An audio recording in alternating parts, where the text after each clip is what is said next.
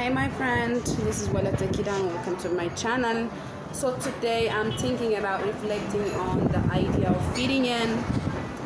I mean, I see many people trying to fit in instead of being authentic, and there is no wonder that actually I would see on the videos people speaking about only 1% of the population are doing.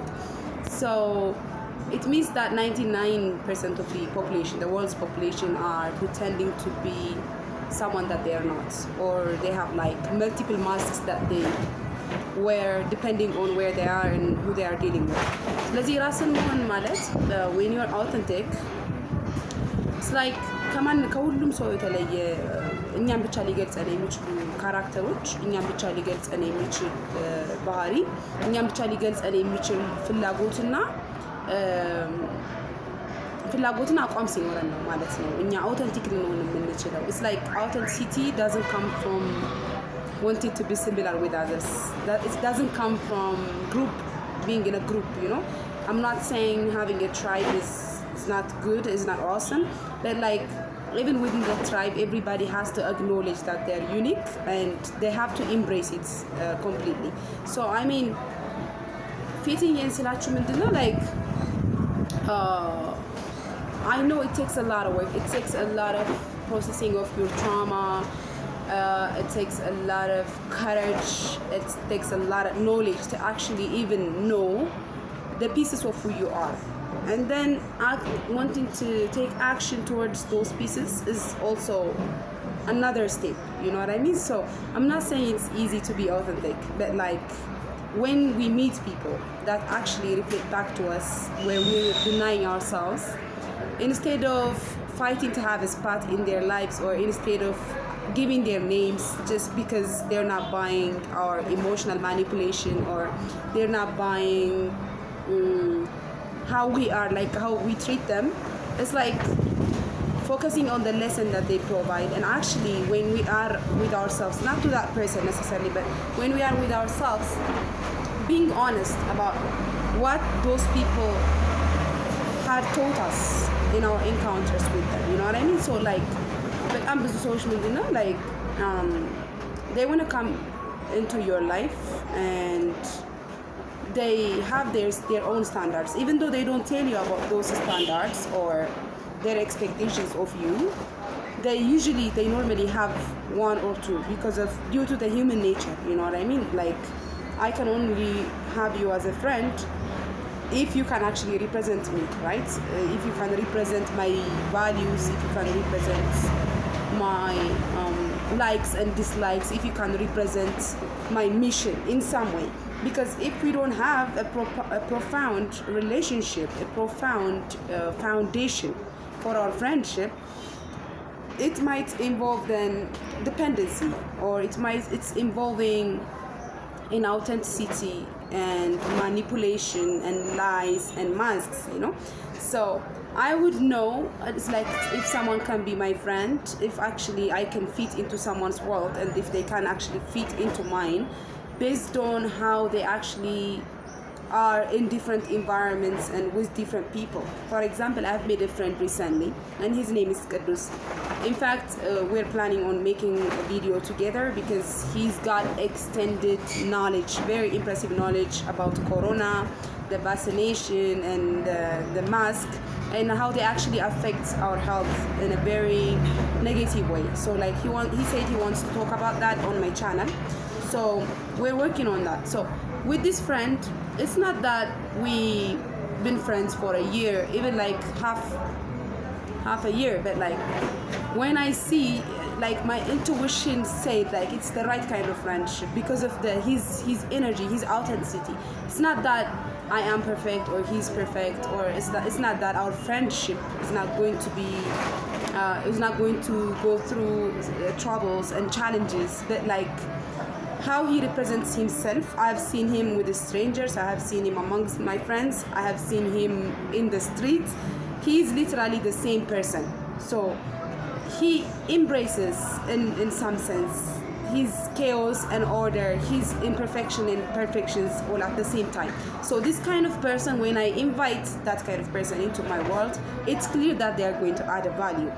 Okay, so now talking about fitting in, many people who actually have to be just passengers in each other's lives, who have like, we end up being in a relationship or in a friendship or in a situationship with people who are meant to actually come into our lives just for days, but like we have so many resistance around that divine plan. Okay, because like if it's too good, for example, if I attract someone who's more knowledgeable, more spiritual than I, and if we were meant to just be together, like spend time together for a few days, and that is that, okay, as it's written in our soul contract, in eyes and in theirs.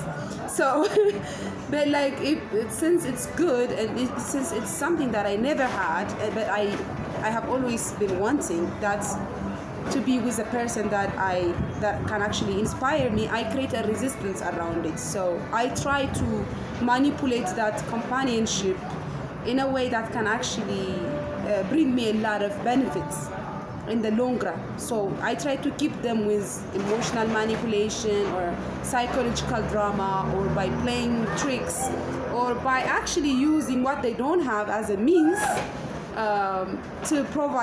to be the provider of those needs for them.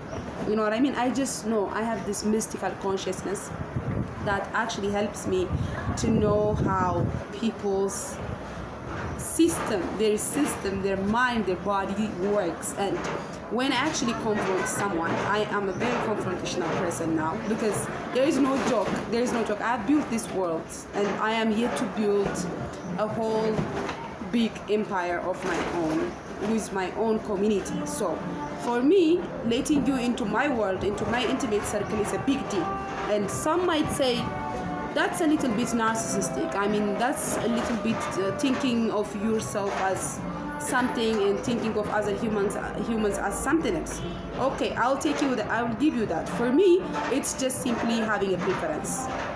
Okay, that's the reason why I have a YouTube channel, and the reason why I want to write a book is because I want to talk to my audience through those works, instead of just having to come face to face with different people and having to explain my soul for people who are not on the same wavelengths as I am, or who aren't interested in the things that I talk about, because they are not representing their inner world.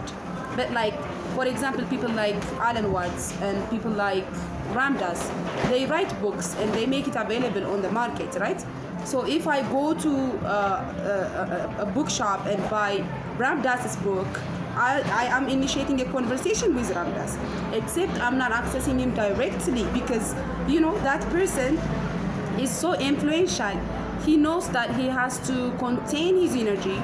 He has to have a life that's stable, that keep him in a high vibration, so that he can produce more and more and more, that goes out into the world and reach out for people who choose it, instead of having to deal directly with people who may or might not choose what he's going to say, who may or might not find a value in how he relates to reality. You know what I mean? So when it comes to fitting in, it can be seen in different ways, by the way. It's not only on friendship.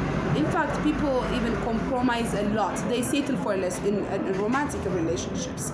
That's also a way of maintaining their social life. You know what I mean? Like, we are so used to having our different needs, emotional and financial, our different needs being met by an external factor, be it people, be it situations, be it opportunities, that we actually forgot that everything actually stems from within. Okay? So when we actually have a standard for our friendship, for how we interact with strangers, when I say, for example, respect matters to me, whether I'm respected in an environment or disrespected matters to me, but that is me. It's because I know myself enough to know that respect matters to me. in my intimate circles. So I communicate them to each and everybody that's initiating friendship or a close contact, even though it's a business partnership, okay?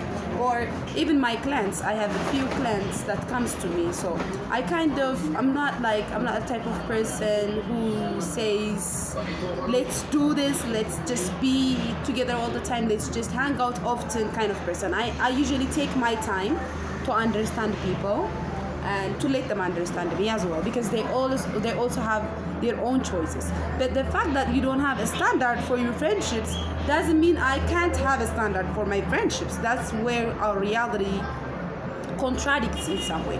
But still, we can coexist with those contradictory realities as long as you are not wanting to trespass into my world. You're not wanting to actually cross my boundaries and try to get to me by using emotional manipulations, okay? Like by pretending to care about me instead of actually acknowledging my inner truth, instead of actually promoting me, like encouraging me in my work.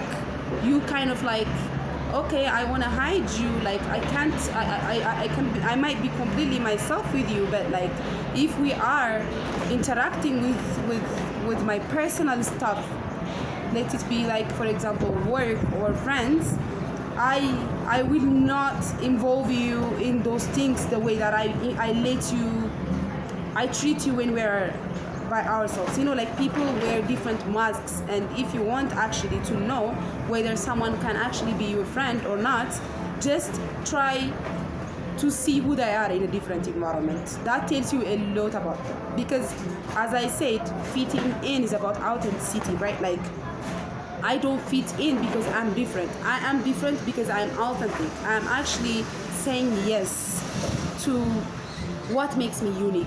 I'm saying yes to my soul's mission. I'm saying yes to my inner potential. I'm saying yes to healing my traumas. I'm saying yes to actually confront myself in a very courageous way and tell myself that I have a long way to go. So, it's a big deal for me when I call you my sister, when I call you my brother, my friend, when I have a partner, when I call you my family. It's a big deal to me, because that means that you have earned me. Okay? For me, nothing is ever free. But like in a society, we were taught to take things for granted because it's manipulation after manipulation after manipulation. If someone is going to speak something that I don't agree, like something that they expect me to not agree with, they like lay their hands on my shoulders, for example. They come close to me and they tell me good things about myself, as if I don't have those validations within myself in order to win me in a conversation. Okay? People manipulate you emotionally, especially emotionally, actually. Like what I see, it's a pattern that I actually detected. People don't know how to actually conceptualize, how to actually form word formation, how to use word formation to express themselves, because they are not that aware. But like emotional abuse is not that much of confrontational. It's more like it's more action than actually words, and yet that action is not coming clearly to you. It's more energetic. So you would understand if you are an empath. You would understand if you are living from 5D consciousness. You would understand if you are thinking about unity, and you don't want to be limited by how many masks that person decide to wear. Instead, you just want to be yourself with or without them. So society doesn't want you to evolve. It doesn't want you to grow because it's an entity. Society is actually an entity. My favorite philosopher actually and thinker, Terence McKenna, say society is not your friend, because it's an entity that has its own interests, and that's used to taking advantage of people, that's used to actually setting a standard for how people should live. It's a sort of platform for how we should show up in this life. If you are wearing this color, it means that you are not going with the society. If you actually grow your hair in such a way that makes you look like you are a gangster, okay, then like we're afraid of you. So we have to isolate you from the society. So society, it's a kind of blurry thing, you know. People think society as something like large group. For example, when I say society, like the society of Amara region or the society of Oromo region, right? But it's even deeper than that. Society could be people living in the same building. For example, I live in a guest house, right? So in that guest house, the people that come and go and the people that work there can be seen as one society. That group can be seen as one society. So I am so used to being isolated by society at this point that I literally don't give a fuck. I literally don't care whether people love me or not, people approve me or not, people think I'm doing the right thing or not, regardless of who you are to me, whether you're my family or my friend or whatever, you know, like I don't really care. Because now it's clear that it's like illusion. It's an illusion to want to know what other people are thinking about you. It's an illusion because there is no way to know. There is no way to know whether someone likes me or not. Even though they say it, maybe their energy is saying something else. So when you actually accept yourself and when you actually are authentic with yourself, especially if you are like me and if you actually can see your life ahead of time. I know, for example, what's going to happen in 10 years time after this. I have a 10 years long-term plan to start my own family, to act on my soul's mission, okay? To move to another place because this place is clearly not home for me. I have like my heart, there is a place that my heart gravitates toward. So I'm working on these goals, and it's not an accident that I'm here. It's not an accident that I actually know where I'm going. I worked hard for it. That's why I believe that people have to earn my worth. But if you don't feel like you are worthy, or if you don't know your value as a person or what you want, or if you have codependency issues or narcissism issues, and if you are not clear about what you want in life, maybe people come in and out of your life just as they want, and you might not mind it. And I have no right to judge you in that, like for doing that. That's your reality. I respect it. But the fact that you and I came from one place and are actually connected doesn't mean I have to take shit from you. And I would know that if I'm taking shit from you by how I feel, and I trust my feelings, I actually validate my emotions as they are. I am a human being, you know. I feel upset, I feel happy, I feel confused at times. But like these feelings come and go, and I am an attendant of these feelings. I'm an attendant of my archetypes, having conversations, and above all, I hold compassion and true love and understanding for myself. So, you know, it's not that I am trying to be on top of things, or I am trying. There is no, the word trying doesn't exist in my life. I don't try anymore. Life is effortless, and I actually believe in myself so much to not care whether there are 100 people on my side or there are no people on my side at all. Because, you know, in my early days, because I was weird and spiritual, and I would do something that the society do not accept as something that a woman have to do, you know what I mean? So like I used to feel alone. Like I used to feel like something was wrong with me. Like I used to question my own sanity and reality. But now I grew up and I became spiritual, and the angels started serving me, and I started finding connections to plants, and I actually started talking to them as well. And I have a pet now that loves me so much and that I love so much. And in fact, I know, even if it's virtually, I have foreigner friends that are so awesome that can actually see like the depth of existence, what it means to be a human being, and what it means to be actually like a manifested, a projected entity that's experiencing the game of life. It gives me so much comfort, you know, like I don't care about being accepted by the people around me because I'm not expecting anything from them. I wouldn't fake my smile because I expect you to feed me. I wouldn't fake my truth because I expect you to emotionally soothe me. In fact, I can do all of those things for myself. So if you want to be my friend, if you want to be in my intimate circle, if you want us to be on the, like, if we think that we are on the same mission, and if you want us to actually bond, if you want to meet my children, you have to be true to yourself. It's not even for me. I'm not asking you to do that for me, but like, I can only be closely related to people who are true to themselves and who are authentic, who own their actually totality, the totality of who they are. So in the society, you don't see those things. If you are constantly seeking validation, if you are wanting to be loved by everyone or to be accepted by everyone, you are like thinking in that way because you want to take advantage of the society the same way that the society takes advantage of you. So there is nothing genuine there.